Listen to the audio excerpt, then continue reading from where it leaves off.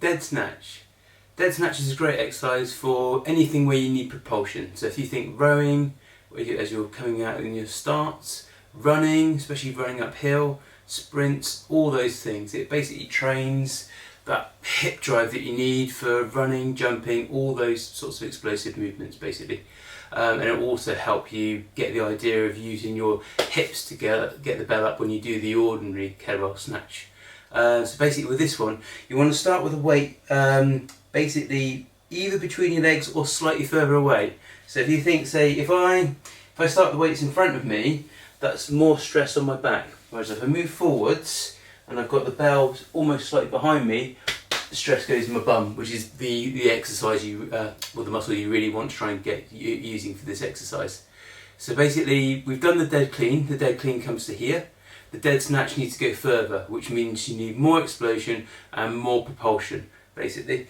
So if you think clean is there, the snatch you just need to drive it harder so it goes higher.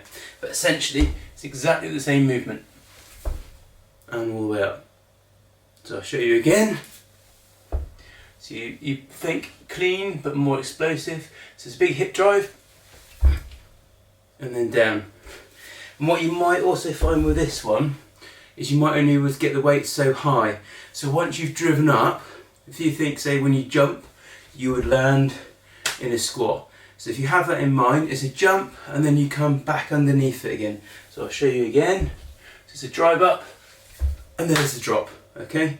But it'd be exactly the same principle as trying to jump and land. It's exactly the same movement.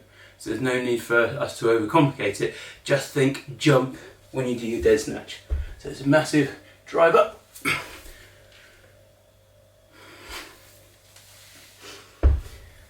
So with these, probably only practice 1 or 2 at a time because they're quite tiring. But anyway, good luck and I'll see you on the next one.